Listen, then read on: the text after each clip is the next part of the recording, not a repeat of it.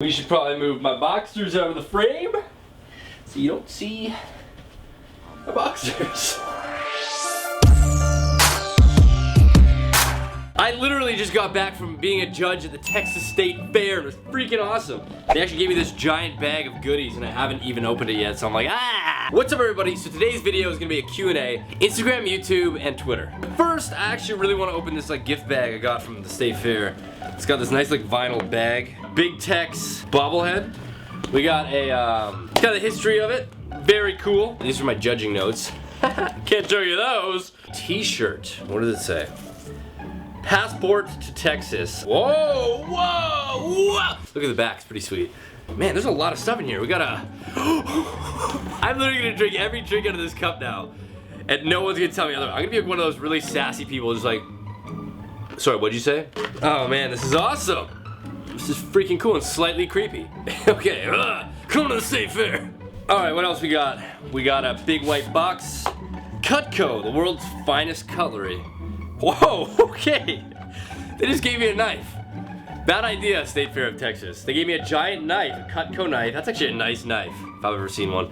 Which I have. I've seen many knives. State Fair of Texas engraved on there. I don't think you guys can probably see that, but that's a nice knife. Oh, it's a USB! I was like, why did this keychain come in bubble wrap? Ooh, an envelope, a mystery envelope. You know when you open birthday cards, you're like, you open them carefully because you wait for the money to fall out? It's the most selfish thing we could all do. This is like an unlimited State Fair pass. That's freaking awesome. Thank you very much, Texas State Fair, for giving me all that awesome stuff. I love it. Now let's get into the Q&A. Now I'm gonna randomly pick these comments, so I don't want you guys to be like, oh, he freaking picked her because she's hot. I'm just kidding. Okay, so this question, actually, when it was asked, I thumbed it up because it was thumbed it up by Coco Chano. Name's Coco. How do you feel whilst you are recording? Modern day Shakespeare here. Do you feel different than you do when you're off camera, Coco? Great question. Yes. When I'm filming, I obviously have to turn it up a little bit so it's more exciting for you guys to watch. But do I feel different off camera? No, not really. This is a lot of my YouTube, which is why I love doing it so much, is that I don't have to be fake. I could be who I am really to a certain extent. Obviously, I'm not like, oh, wait, what's up? I try to be positive whenever I can. I try to laugh. I do laugh a lot. That's just something I like to do. Next question, Ariana Olarte. What was your worst job? Okay, here's a funny story. I'm gonna try to keep it as quick as I possibly can.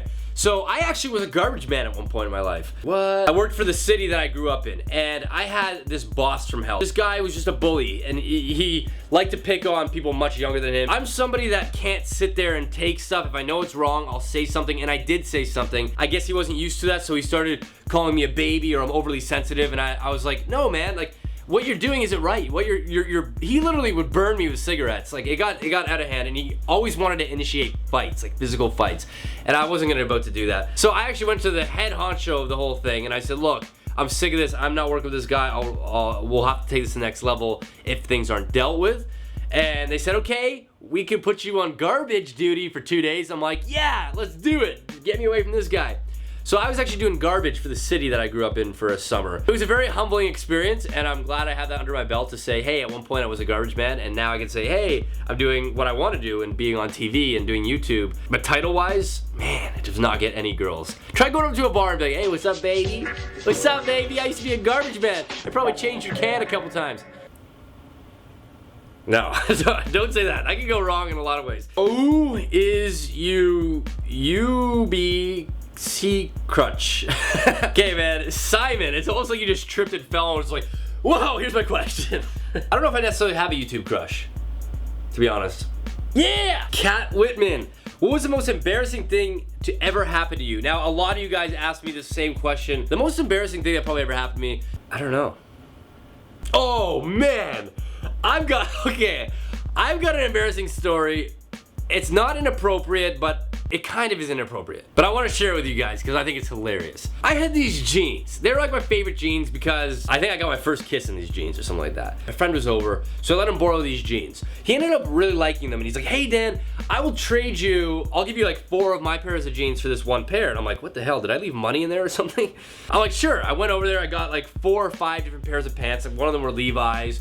pair of DC jeans. Pretty good deal, right? At the time, my girlfriend, who's ex-girlfriend, and him and his girlfriend all decided to go bowling that night. And it was like a Friday night, so it was like black lights and stuff. So we were there, black lights go on, and these were the pants. I just got them that day from this kid. They're the black DC jeans. And all of a sudden, right when the black light came on, it was like, whoosh, then my crotch area started glowing. Because I guess he did some stuff in those jeans. I was humiliated. I was super disgusted. I was like, I got so mad at him. I'm like, are you kidding me, man? Like, you wouldn't even wash your jeans before giving me them.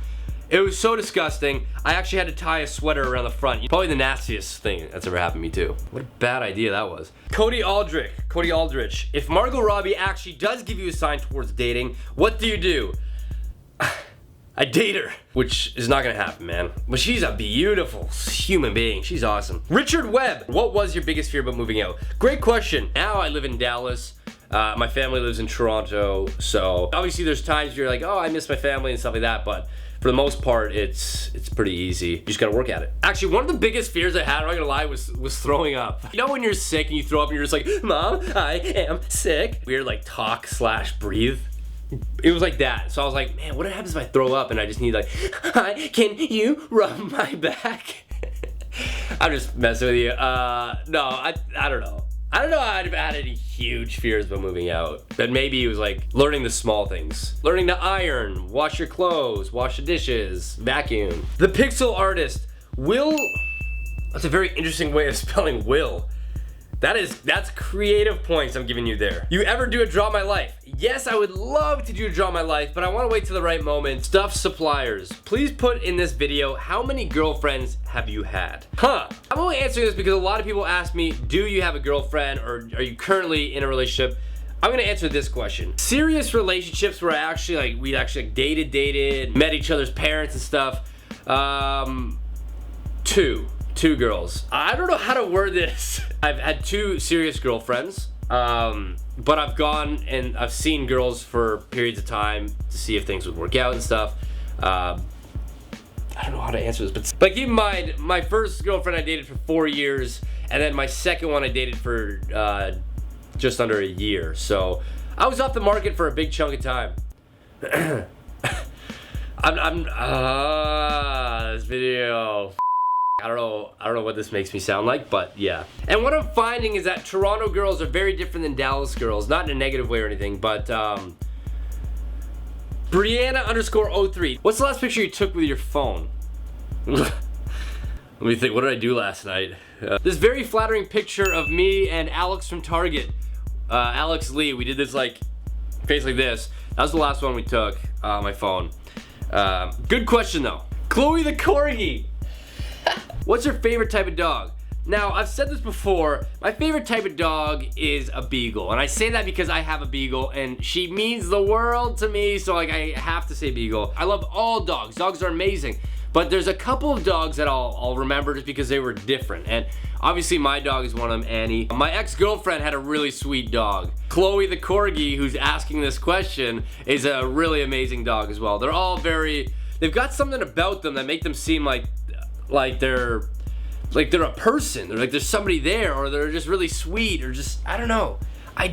So there you guys have it. Thank you so much for watching, and even more so, thank you so much for submitting those questions. Hopefully I answered them. I was blown away by how many questions I was asked. Over 400 of them on Instagram alone, which is crazy. Thank you guys so much for watching. Subscribe to my videos if you haven't, and I will see you in my next video. See you guys